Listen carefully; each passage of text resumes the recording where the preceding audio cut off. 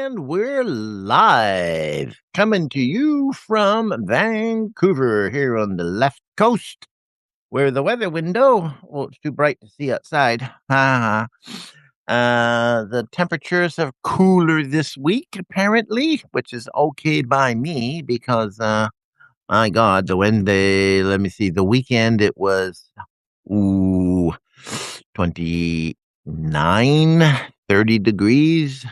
That's that's hot. And today it's more like 21. That's better. Way easier. And we're starting World Cup here. So it's busy, busy, busy, busy. And nothing is ever as busy as you think it is. Well, that's what I always say.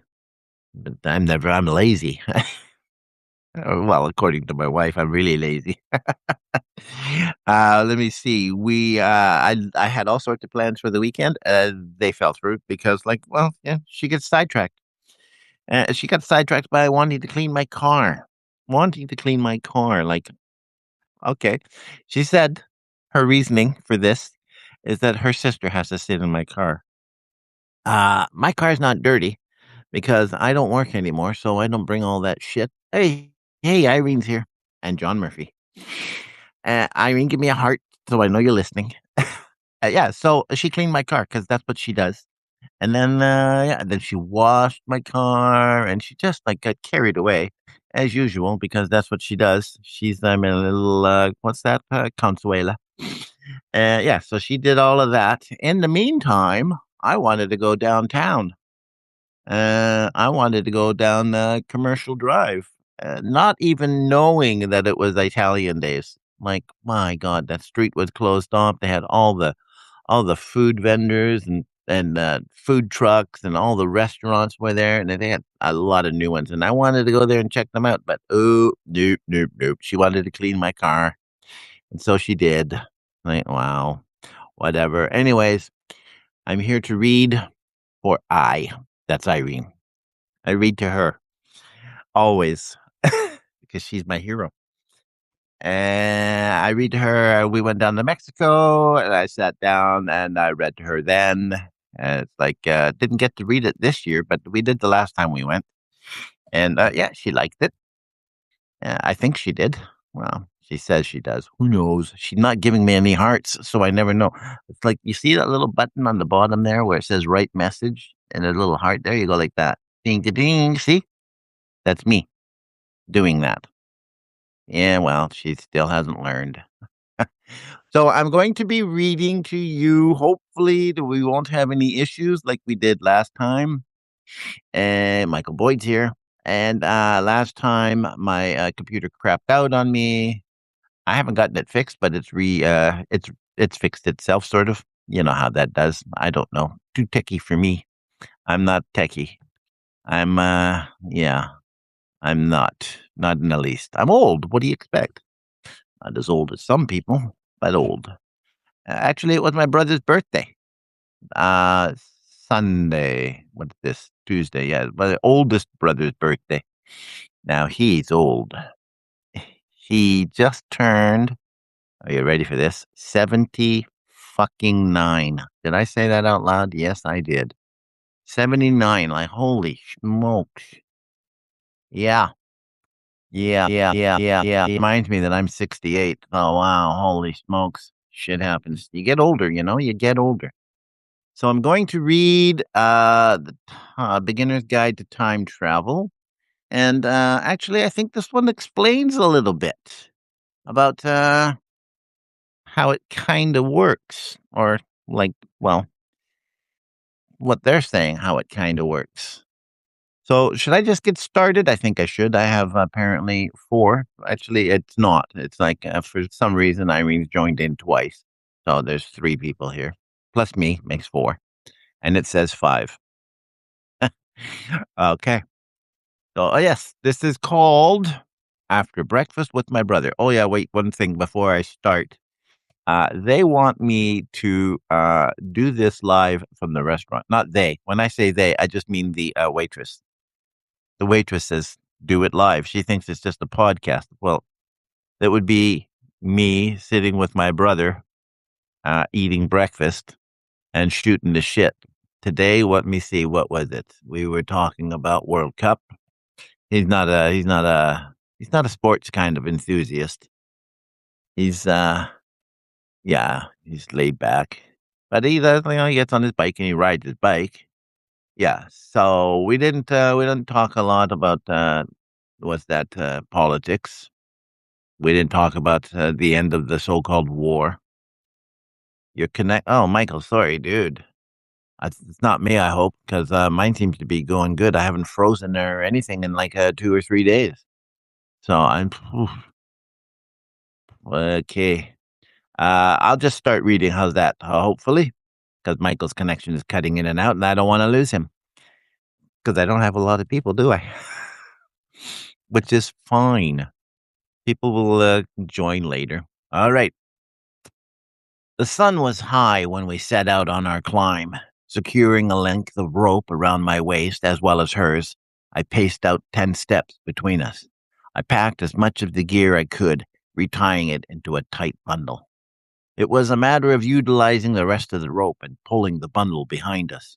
I was either lifting it or pulling on it whenever my sword and scabbard or the longbow snagged on the rocks. I had my crossbow hanging from my belt, 4 bolts in the wrist quiver, and my dagger hanging loose in its sheath. I was grateful the climb wasn't a vertical face. I was able to lash the longer part of the rope to overhangs and tree branches. With that, we were able to make it to the next level quickly. It was an effort, but at least it wasn't to the point of exhaustion. There was little game about, and that. Saw berries and told her which ones to eat as we climbed. When we reached the trail I'd told her about earlier, we followed it for a short while, searching for any signs of game. We saw none. It was a worn-out trail, and I could see how high the water had reached in the past. There were high-level marks that made little sense at first, until I thought maybe they were signs of the cataclysmic disaster Jen described earlier. There were soft padded footprints of various mountain lions, and while not fresh, they were proof that I'd have to be on the lookout. This was their natural habitat, and they were able to move about the rock faces with the ease of a mountain goat. The wind was sobbing out a gentle breeze that drifted through the rocks, but I could see heavy clouds coming in from the west. They were dark, threatening to blot out the sun even as it bore down on us mercilessly. It didn't take long before the both of us were sweating. I'd taken off the buckskin shirt I was wearing, tying the sleeves around my waist to help stop the ropes from chafing. I noticed she was still wearing the fur jacket I'd given her, but now it was loose and open, the bottom tied so that it caught the breeze like a sail and cooled her as she climbed. So much for modesty, I thought. I found a small puddle of brackish water and gratefully dipped my hands in it, washing my hands over my bearded face and hairs, as well as my chest. It was only a moment before she was beside me, dipping her hands in what was left of the puddle. Don't drink it, I warned her.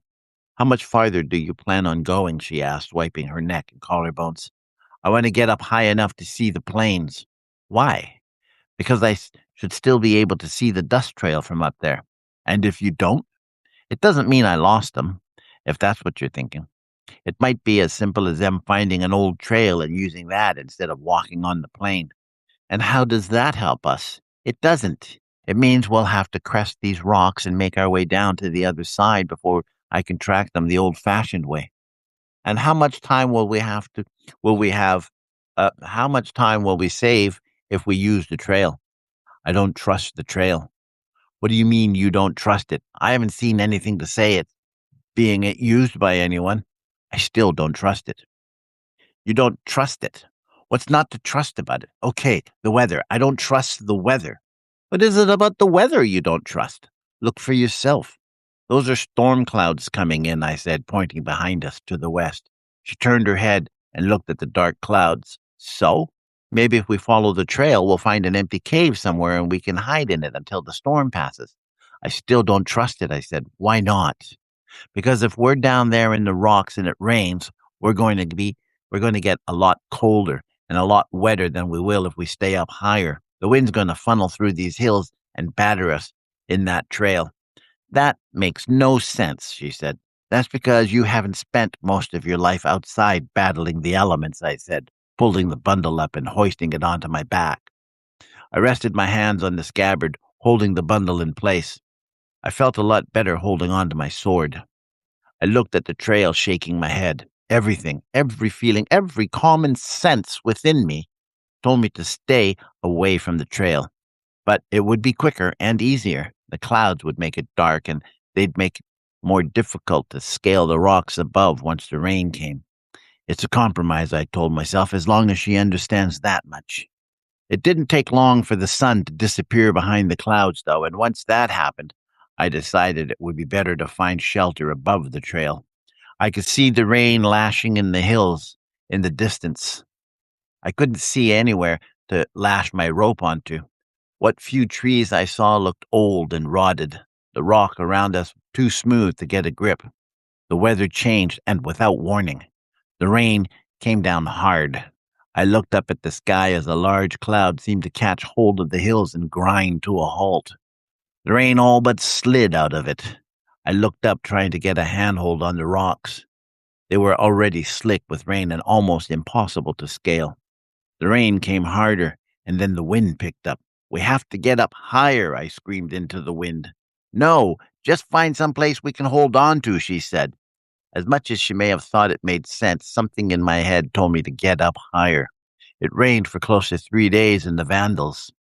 What was the weather like down here? We're not safe here, I finally said. How can it be any safer up there, she asked, looking up the rocks. I turned to look at her, letting her get closer to me before I grabbed her by the front of her coat and pulled her toward me. Listen to me, I screamed at her above the storm. I don't have a good feeling about this. Something isn't right. And when I feel that way about something, I tend to listen to that little voice in the back of my head. And right now, it's telling me this isn't the place I want to be. It's telling me that it's been raining too much out here. I can see pieces of the trail ahead that have been washed out. You might not see it, but I do. So I say we go up. And if you don't like it, I'll cut the rope right now and you can take your chances on your own. There was a crack of thunder followed by a brilliant flash of lightning. I could see the water puddling on the trail. It looked to be ankle deep in some places. I looked up at the rocks and decided that it was still too steep. I turned and started to run, all but dragging her down the length of the trail. There was a small incline up ahead. It was getting harder to see. The clouds were low and heavy. The kind of clouds that, when they open, leave flooded fields and damaged crops behind. I stopped and looked up the rocky incline. We have to get above the waterline, I said. What waterline? Those lines on the rocks, I said, pointing at them. That's not something that happened 300 years ago. That's new. That's recent. We got to get up higher. I think you're wrong, she said, shaking her head. Her hair was plastered to the side of her face, and she had to wipe the rain out of her eyes. I put the bundle down and pulled up my sword. What are you doing? I'm cutting you loose. I don't have the time to stand here and argue with you. I'm climbing above the waterline, I said, with or without you. And pulling on the rope, I laid my sword on it, waiting for her to decide. You can't leave me here. It's your choice, I yelled above the wind. Fine, she said, and looked at the incline. Then I'll follow you, I said, in case you fall. Her boots weren't made for climbing. She struggled, and I found myself directly behind her, my shoulder against her butt, dragging the bundle behind me. There was a flat ledge above, and she looked down at me, slapping my shoulder and pointing to it. I saw it and nodded. There was another rumble of thunder, only it was farther away. I waited for the flash of lightning, but it never came. That was the moment I pushed her ahead of me. She screamed out, almost lost her balance, but I'd been waiting for that and pushed her up again. Hurry, I screamed. I could feel it vibrating underneath me. The puddles were all but dancing. That was the moment I realized it wasn't thunder I'd heard. I pushed her up onto the ledge, pulling myself up a moment later, reaching down for the rope and pulling the bundle up behind me. It was then I saw the small crevice. I put, excuse me, I pushed her in ahead of me, forcing myself against the wall as a wall of water rushed down the path. There were logs, broken trees, and branches, a wall of mud and water behind it. and I knew a dam had burst somewhere behind us. There was a slight tug, and then I felt myself being pulled into the rushing stream. I lost my grip and plunged downward, only to find myself hanging above the rushing stream. I pulled on the rope hanging above me. The bundle had been snatched by a branch, pulling me off balance. I looked up. I could see Jen clinging to the side of the wall, her hands holding onto the lip of the crevice, her right leg locked inside. She was screaming as she tried to hold me, and I scrambled up against the rocks, pulling the bundle up with me. She began pulling on the rope once I found my footing, and then reached down to help me as I pulled myself back onto the ledge. "I'm sorry," she cried. "I'm so sorry." She wept, and wiping the tears and rain from her eyes, threw her arms around me, clutching me, clinging tight. "We have to get away from here," I screamed above the roar of rushing water. All we needed was a tree to come down the narrow chute and sweep us off our precarious perch. She nodded. She may have agreed with me, but I could see she didn't like the idea of leaving the perch we'd found. I untied the buckskin shirt from around my waist and slipped it over my head, looking up. It was too dark to see any more than a dozen paces or more, but I didn't see us having much of a choice. I hoisted the bundle on my shoulder again and followed the incline leading up, forcing her to follow me. The rain came down harder, like it was coming down with spite, and I was constantly wiping my face with my hand. There was a dark hole up ahead, and I pointed at it. She nodded again, putting her head down in an attempt to hide from the rain. It turned out to be the opening of a cave, and I slid the bundle ahead of me, crawling in behind it on my hands and knees. If there was anything inside, I wanted to have the bundle between it and us. I could smell the stink of death inside immediately, and pulled my longbow and quiver out of the bundle. I lay on my side, trying to restring the bow, watching the darkness ahead of me. "What is it? What's the matter?" "I don't know yet. There's something dead in here." "I don't think we have to worry about anything that's dead," she said, and I nodded. I knew what she meant. I waited for a moment, letting my heartbeat slow down and my eyes to adjust to the gloom. There was a rumble of thunder that felt as if it was right above us, and a flash of lightning that followed almost as soon as the last echoes of thunder died away. In that brief flash of light, I could see that the cave opened into a wide cavern. "I can't see anything," she said. "I have a light," I said. "A light? Zard gave it to me before he died. He said it might come in handy." "Looks like he was right about that, too." "He was right about a lot of things," she said. "He said all you have to do is wind it up. It's not very big, but it'll do the trick," I said, untying the bundle. It was at the bottom of the pack, and I'd all but given up finding it when I did. I lay on my side, turning the small handle. The inside of the cave opened up to reveal a large cavern, larger than what I thought I saw when the lightning flashed. I crawled ahead until I was able to stand up. The walls of the cave were smooth. They appeared man-made, and I wondered how it was possible. "What is this place?" I said softly. "It's a tunnel," she said. "What's it for?" "They used them for travel." "Who did?" Before everything happened. They had motorized vehicles. "The same one the slavers use?"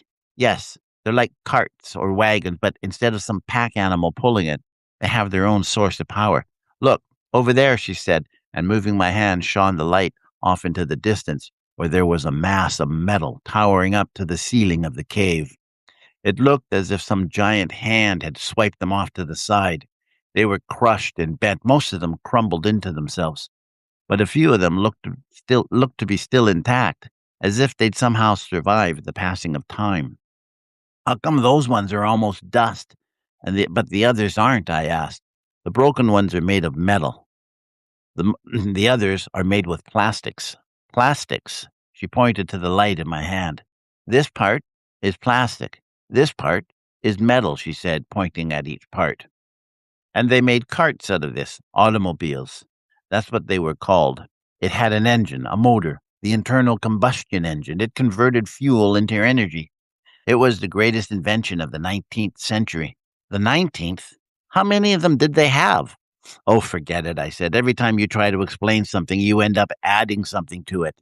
How do you expect me to keep track of any of this?" "You don't have to," she said. "That's what people like me do. A time guide doesn't just look after the timeline, they study the times they visit. I was in the past with Bobby. That was Ricky's other brother. The guy inside your head. I know, Jimmy. So you have been paying attention, she laughed. Anyways, I made notes about the time I lived in. And what time was that? 1986. What does that mean? This is going to take a while, I can see, she said. She started walking toward the edge of what was once one of the ancient trails. She shone the light on it and looked at it carefully, picking at it with my... I shone the light on it, looking at it carefully, picking at it with my fingers. I can't believe this. It's my wife. Hang on. Answer. Hi, welcome to my live chat. How are you doing? No, let me put you on speaker. Say hello to Irene. Hi, Irene. She doesn't answer. She doesn't know how to put the little heart thingy. You have to put the cursor on the heart and you hit it. She hasn't figured that part out yet. It's Irene. Daddy, sorry to bother you, but Anu said that you could pick her up at 1. I know. Left you a message. She already called me. Okay. Thank you, though. Well, now I'll leave. Say goodbye to everybody. There's only 4 of us. There's only 4 of us. Okay, bye-bye. Bye-bye. That was the wife. Of course, I knew this was going to happen. They had to eventually, right? I have to pick my sister-in-law up. I knew that. Okay, so here we go. This is going to take a while, I could see, she said. She started walking toward the edge of what was once one of the ancient trails. I shone the light on it and looked at it carefully, picking at it with my fingers. It broke apart and I smelled it. I flashed the light over it. The trail was bent and twisted, cracked in places and sheared off in others. What is this stuff? I asked, winding the light up again and shining it into the distance. Asphalt, she said. It's a combination of things. They used it to make roads for the automobiles to travel on. It's what the old trails are made of. Most of those are old highways that survived. I don't imagine there'd be a lot, but then I've never imagined that this would be here either. How do you think it's possible this even happened? How is it even possible this is underneath all of that rock out there? I guess when the plates shifted, they caused great upheavals. These rocks would have been underneath everything, but when everything shifted, it all got pushed up to the top, burying everything that was on top underneath it. Yeah, and that makes a lot of sense, I said. I pointed the light ahead of us, but it was already fading.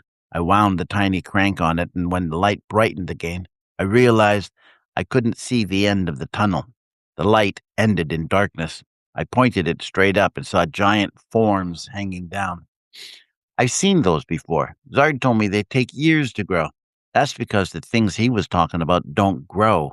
They form. But those things up there aren't natural. What are they? Old pieces of metal. So how long ago did all of this happen? How can I explain that if you don't understand the basic concepts of time? Try, she said, and stood silent for a moment. Do you understand the difference in the seasons? The seasons, I nodded. Sure. The hot days and the cold. You have long, hot days, and then you have cold, short days. They come and they go. Of course, I said I do. When the snow comes and then it melts, and then the hot days follow, and then they cool off until the snow comes back again. That's what's called a year. From one snow season until the next. A year. Yes, I've lived through 34 of those. I don't suppose you know how many you've lived through. I used to know, I said, and I did, but it wasn't something that was very important to keep up with, so I forgot.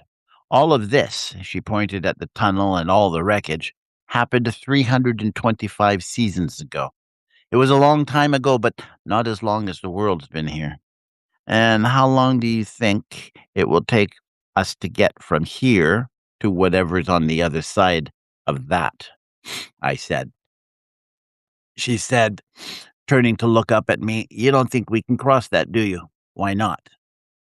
With just this flashlight, what if it breaks? I've got this mixed up, don't I? We don't even know if we can get out on the other side once we get there. What if we don't find a way out? We'd have to come back here. There's no saying if we'd be able to find this tiny hole again. We could be trapped in here. I don't think so, I said. Why not? Because even with all this stench, I can smell fresh air. That means There's an opening somewhere. Okay. Chapter 14. Ricky. Jesus Christ, I said, opening my eyes. What's that stench? It was dark wherever I was. I'd never seen I'd never been in a room that was so dark. I held my hand up in front of my face and looked at it where I could sense it being, but was still unable to see it. I dropped it back down to my lap. We're in the elephant graveyard, Jen said from somewhere beside me. What the hell is that supposed to mean? I said, turning to the sound of her voice. Honestly, where are we? Hell might be a good word for it, she said with a sigh. I sat up, banging my head on something that felt metallic, tinny almost, and lay back down again, rubbing my head. There was something that felt like a light snowfall of flakes dusting my face, except it wasn't cold. I tried to sort things out, reaching out with my hands, feeling the ground around me until I brushed up against her leg. What are you doing? She said, moving away from me. Where the hell are we? Well, the nearest I can figure it is that we're in what was once a tunnel through a mountain. I don't know where it is or which tunnel it is. All I know is that it's a tunnel. There are cars and trucks all over the place, but they've all been crushed and rolled up on each other. I couldn't begin to tell you how many there are, but I imagine there must be thousands. Thousands? I wondered if I sounded as skeptical as I felt. I've driven through tunnels before, and never once would I say there were even close to 100 cars going through at once, unless the tunnel was in a major city. I think they were trying to escape the volcano, she said, and once the quakes hit, everything collapsed on top of them. Quakes? You mean there was more than one earthquake? That doesn't make any sense at all, I said. Why not? Because if a tunnel collapsed on top of them, how could we be inside? You have to dig your way into places like this after an earthquake. After the volcanoes blew, wait, volcanoes? I thought there was just the one, the big one under Yellowstone. I told you, weren't you listening to anything I said? There were others that went off as well, all over the continent, she said. This was just the start of it. There's, I don't even know how many volcanoes around the Pacific Rim. You know what that is? Yeah, they call it the Ring of Fire. Do you know Mount Baker up in Washington? Sure. That blew. That's right along both the San Andreas and Cascadia fault lines. Do you know the last time Mount Fuji blew? Why would Mount Fuji blow? I thought it was extinct, just dormant. The last time it erupted was back in the 1700s. But then, you weren't even born then, so how would you remember? But it was catastrophic. Tokyo was buried under 2 feet of ash. There were earthquakes. The whole country broke into pieces. What do you mean it broke into pieces? What I said. But the earthquakes over there sent huge tidal waves across the Pacific. The entire west coast of North America was hit. And when the quakes off the west coast hit, well, everything was wiped out. California's gone. Oregon and Washington are pretty well gone as well. Vancouver's still there. It wasn't as exposed as Seattle was, but the city's flattened from what I know. Alaska has a whole new coastline. Okay, I think I got it now. You don't have to tell me all the gory details. I don't want to hear them, to be honest. Maybe I'm not as empathetic as I thought I was. I don't know. But you told me that more than 3/4 of the world's population died, and the rest, I suppose, died of starvation. It doesn't paint a pretty picture in my head. I mean, it's obvious the human race survived if you're here from the future, but what I want to know is why we're here, in this place. Well, according to Wit, he says we can cross here and come out on the other side. I don't believe him for a minute. I think we've made a terrible mistake, but he won't listen to me, and, well, frankly, what choice do I have? He says he can smell fresh air. Fresh air? In this ship? That's what he claims. How long have you been in here? She was silent for a moment. Hard to say. There's no light except for this stupid little flashlight, so I can't say. And you say this Wit is leading the way? I have to trust him, she said. And then what? I asked. What do you mean? If by some miracle he does find a way out, then what? He must have a plan. He plans to find his wife. I think your father's with her. Well, that's what Jimmy said. You saw Jimmy? I asked, although I remembered her saying something about him being lost in time. Maybe he's another Billy Pilgrim, a part of me thought, somehow unstuck in time. He was old, though. Old? What do you mean? He said he was living 3,500 years in the future and that they'd been trying to catch him for almost 50 years. What do you think he meant by that? Trying to catch him. He told me we have to rescue Whit's wife. So, when we get Helen? She was silent again. I wished I could see her so I could read her face. I was certain there was something she wasn't telling me. I let the silence hang, thinking maybe she needed the time to sort out what she was going to say, as well as how she was going to say it. He says Whit's wife is pregnant. Pregnant? So? Jimmy's never been one to care about that sort of thing. He was hardly excited when the other Jenny, got knocked up. Don't you remember? This is different. You mean because she's with Dad? No, he's not the one that matters. Not anymore. To who? Jimmy? I find that hard to believe. Actually, it was Whit who figured it out. Figured what out? Everything. When she told me Whit's unborn child would be the one to invent time travel, it sort of made sense to me. I mean, her being here, my being here, even Dad. But then I remembered that Grandpa had been here as well, and that threw everything out of whack again. I could understand why he'd think going through the tunnel would lead us out to the other side, because we were alive in the first place. Everything Jimmy said led this Whit person to think that he could and would rescue his wife, save his unborn child, and, well, save the day. There wasn't something about the whole thing that wasn't sitting well with me. I couldn't figure it out, not yet. It had to have something to do with the slavers, I thought. The first thought being, who are they selling their captive slaves to? What do you know about this time we're in right now? What do you mean?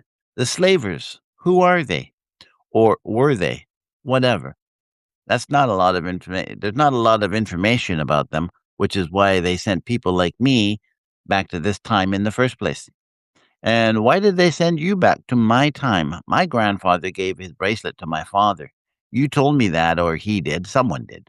But he had it first, my grandfather. How did he get his hands on it? What are you thinking? Now it was my turn to be quiet and sort things out in my head. I think he was a time traveler, but he didn't come from this time. He came from your time. He was sent back to this time and somehow ended up in my time. He served in the war. I've seen pictures of him. But he was in the war, or was he sent back to study the history of that time?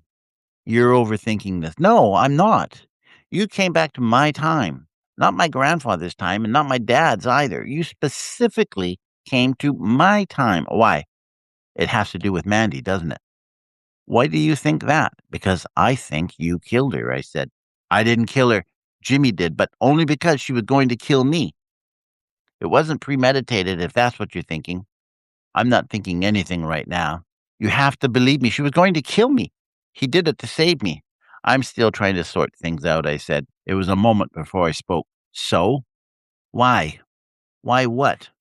Why were you there, I asked, in 1985? I can't tell you. Not yet, at least. Well, from what I can figure out right now, if you don't tell me what's going on, we're going to be stuck here in this time because you don't have any way of getting us back unless we rescue a kid that isn't even born yet. I'd have to say that whatever the plan was before, it's changed. Why do you think it's changed? My grandfather died in my time, but he'd been bedridden all of my life. He'd had a stroke and lay there for years, I repeated. Where do you think he was when he was bedridden in my time? He was here. But was he here in this time or in your time? And when is that? Is that 3,500 years in the future? I don't know. Maybe he's the one who sent you back to my time.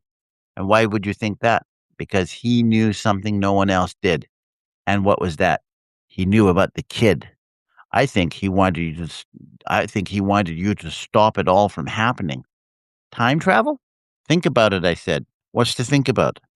I didn't have an answer. Maybe she was right. Maybe I was overthinking it.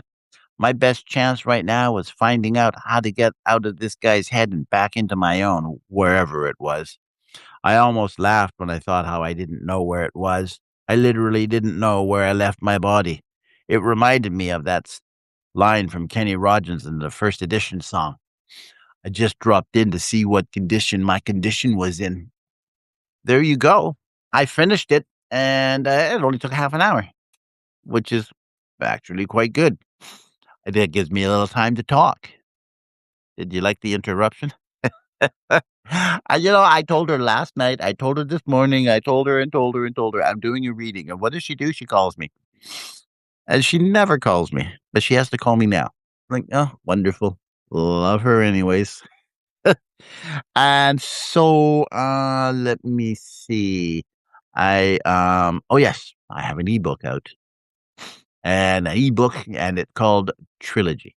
So what I was thinking of doing with it was because it's on what's it called? Gimme Book. Gimme Book. And I've sold one copy. And thinking that I should resubmit it to Amazon as well. So I can have it on my Gimme Books and I can put it out on Amazon and hopefully get more eyes on it. People that want to buy it at the Substack site can buy it, and people that want to buy it on the Amazon site can buy it, and maybe I can get more eyes on it because the whole idea of it is to sell enough copies that I can make print copies of it. But if I do that on Amazon, I can still, people can order it in hardcover or ebook, not hardcover, paperback. So I have Chat GPT, and I use Chat GPT to teach me how to market myself because why why not, right? It teaches me, it shows me, tells me what I should do and how I can do this and do that and all that stuff. It's going to help me format my stories and make it printable or whatever you want to call it for Amazon because I don't like Amazon. I don't know. I know. I have no integrity. What can I say? The reason why I don't like Amazon is because one time I posted a couple of stories on there and somebody hacked them and stole them and put them on their own little website and I got, I don't know, lots and lots of hits and views and stuff, but I wasn't, I didn't get any. So I actually Googled my name and found out that I was on a website that I didn't even know about, and so then I told the guy to that he stole my story, and he said that so sue me. To which I said I can't because you've got all the money I would have had. And so then I told Amazon, and to their credit, they closed it down. But ever since then, I just like had an issue with the idea of posting on Amazon. I didn't want to go that way. I thought there had to be an easier way, and I didn't like their idea of pricing ebooks as so cheap. I mean, if you're going to spend all your time writing, then why do you want to sell it for 99 cents or $2.99? And so then I asked Chat what I should sell it for, and it said $4.99. And I was like, oh, for crying out loud, right? But then, what can you do? If you put it up at $6.99, $7.99, nobody's going to buy it because. But then I keep thinking that if you put it up for real cheap, then people are going to think it's not worth it because why are you selling it for so cheap? So it's like a catch-22, right? A no-win situation there. So it's like whatever. So I think I'll put it on Amazon and see what happens. And then it said to market it, historical fiction, call it ancient Rome and things like that, and said that it was like, yeah, if you say it's ancient Roman history, people will look at it more than they will if you just say it's historical fiction. And I thought, well, that's cheating because it doesn't take place in ancient Rome. It takes place in Rome, only one story. So I don't know. Whatever works, works, right? People will find out, and if they want to buy it, they'll buy it. And then it said I have a demographic that isn't young people, but it's older people. older people seem to like my stories. I think older people want to listen to me. God only knows why. Yeah. A face made for radio. What can I say? And so that's what I'm going to do today. But in the meantime, you can still go onto my site and you can download my story. That would be nice because, once again, what am I going to do? Oh yeah, well, the whole idea is to make money so that I can print up my stories. But if I print it up on Amazon, people get the choice of an ebook or a print book. And they said, chat says, don't put it with cover art. And that really bothers me. I want to have no cover art because I want it to stick out. Like if I just put out this color, they put out something and it's this color, and then it just has written on the top trilogy, and that's it. And no cover art. And I'm thinking, well, people will look at it. They'll be curious. And, and it's actually based on Andrew Lang's fairy tale books, the blue book of fairy tales, the gold book of fairy tales, the red book of fairy tales. They're turn of the well, no, not turn of the century. They're like in the 1860s, I guess. Yeah, and they're very, very famous. And now, of course, they put covers on it. They put cover art on it, which is dumb because that's not the way they were marketed. But it is what it is. So now it's like they say put the cover art on it. My God. Sorry, I got the hiccups. Yeah, so I'll have to figure that one out too, I guess. Cover art is cover art.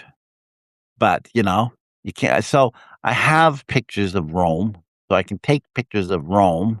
I can take those pictures. I can run them through chat and tell it to change it from a picture into a drawing, right? And rather than putting on a piece of paper and tracing over it and doing all of that stuff like that, and then taking a picture of it and all. Like I already have all of that shit. Just put it together and run it through chat and let it fix it up. It's not like taking an artist's livelihood away because I'm the one that took the picture. I'm the one that's doing all the work, right? That's what I think. Whatever. I mean, I don't use chat for writing. I don't, I'll look it up. I'll use it to look shit up, but I use it for, teaching me things, how to market, what do you call those things? The movies, the animation stuff, right? I want it, but I can't afford that either because, I ran out of money. That's why I want to sell everything and make money so that I can get back into the animation stuff and make my little Shakespeare and what's his name, Kit Marlowe, Christopher Marlowe, yeah, William Shakespeare, sitting, little baby thingies, and I liked that. That was fun. I want to try that again. I want to do all that kind of stuff, but I need to pay my bills. And nobody's buying anything, so it's like I'm not. I can't win for losing. Nobody's subscribing. All my followers, in fact, I can't believe the amount of followers I have at this particular moment. I mean, just like in 2 weeks. Yeah, in 2 weeks, since May the 31st, I had 5,298, and now I have 5,200. No, I have 5,390. I mean, I've got 100 people in 2 weeks to follow me. Like, holy smokes! If I could just get those people to subscribe, and this goes out to subscribers only. I figure it's that better that way. I'm going to make it to for paid only, but I don't have enough paid people. Well, it's not that it makes any difference. I only got 4 people watching. Oh wait, 1, 2. I got 3 people because yeah, I guess that every time you click in your name, whatever, right? So there you go. So yeah, I got 3 people watching me right now. which is like, whatever. Uh, People will show up, they'll show up. If they don't, they don't. Eventually, it grows. It will eventually. If I become successful on Amazon, it will grow. So we'll see. So that's what my plan is, and I might have to do it tomorrow. I don't know. I have to pick my sister up at 12:30. Right now it's 11. So yeah, and then we have to go and visit the other sister-in-law and the niece who are going back to Florida. Yeah, they're just loving the weather here. I mean, right now she's probably wearing a coat, even though it's 21, 22 outside, which is like, 70-ish. That's warm. Isn't that? That's warm as opposed to 29, 30, and 31. It was 33 the other day in my car. It's like, holy smokes. That's horrible. That's 90 something. Like, nope, don't like that. Yeah. So I'm going to say goodbye. And what is it? Oh, yeah. After breakfast with my brother. Well, speaking of which, so the waitress says that she wants me to do live. She thinks it's a podcast. It's not a podcast. It's just me doing a live chat, doing a reading. So she's like, "Well, you should bring it in and do a live thingy with your brother." I think, well, it's not a podcast. It's not a chat. Like, but then I'm thinking, well, I have to read my story. How am I going to do that? I can't. I have to wait till I finish my story before I think about that. But I don't know. Should I take this into the restaurant and just sit at the restaurant, shoot the shit with my brother, and let everybody join in? Because you hear a lot of politically incorrect bullshit coming from us too. That's for sure. Because he's nicer than me. He's yeah. I'm not. I am politically incorrect. He is somewhat politically incorrect. I mean, we laugh at things that other people think are bad things to laugh at. Like he said there are 13,000 Australians that came into Vancouver for the World Cup game with us. I can't remember who they were playing. And so then he said, and the Dutch where were they playing? I don't think they were playing in Vancouver. But he said there were a bunch of these Dutch guys that were walking through the streets and they came across a little Japanese guy, and Dutch people being 6 foot average and Japanese people being 5'8", 9" on average, they picked this little guy up and they started tossing him into the air. And I thought to myself, that is so wrong on so many levels, but my God, we laughed. And then I said, was the little Japanese man laughing when they were doing this? He said, oh, yeah, it was hysterical. He couldn't stop laughing because they were tossing him up in the air like they used to do, when you had the big blanket and you tossed the kids up in the air. Well, yeah, they were tossing him into the air. It's like, wow, my God. That's, that is not right. But my God, that's funny. Yeah. So, buy my book, buy my book, buy my book. And I can't, let me, no, I can't. I don't know if I'll end that. I'm going to say, where is it? GimmeBooks.com. It's a new platform. And then soon to be on Amazon. Don't know if it'll be today, but maybe tomorrow. And then, oh yeah, I have to work on Jack of Diamonds. That's coming out tomorrow. And then I have to finish off my next portion of the Revolutionary, His Wife and Her Lover. And that's coming out on Saturday. And that's all I have is just those two stories. And then I do my live reading of old stuff. I don't know what to read next. Okay, okay. So I have a story that I wrote some years ago, and it's called Tarot Cards and Tea Leaves, and it deals with sexual abuse of a child, and it's really, I would say, triggering to a lot of people. Not that I care about that kind of stuff, but now. I do now more than I did before, and I do now because I had this accident at work. And I'll tell you this short little story. I am saying goodbye, but I'll tell you this short little story because it's very, very amazing to me. I was watching the Stanley Cup Finals, of course, because I'm a Canadian and I love hockey. So I was watching the hockey, and they have a goalie for Carolina. His name is Frederick Anderson, and he's Danish, and he's been playing in Canada for years. And his best friend, his family's best friend, his children, everything, was a guy named Claude Lemieux, who recently committed suicide and took his own life. And Frederick Anderson was playing the best hockey of his life. He was 13-1, and like he lost one game in the 14 games that he played during the Stanley Cup run up to the Stanley Cup. And this guy killed himself, and he could no longer play. He just shut right down, and the whole team collected around him and, like, supported him.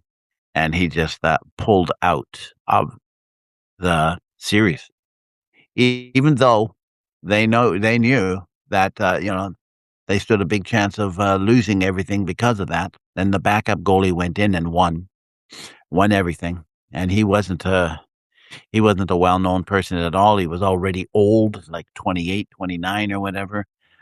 But the fact that he could not emotionally handle the stress of his best friend killing himself, it triggered me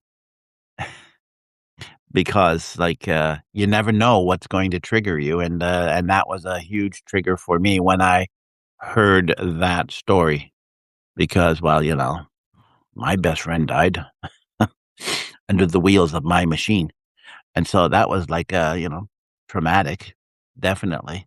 And that was 4 years ago, and it's taken me that long to not get over it, but accept it, which I can say things now flippantly and laughingly and things like that, which is the way you want to look at life, in my opinion, because life's already shit. So, like, but I mean, I've had a good life because nothing in my life was bothersome, troublesome, anything.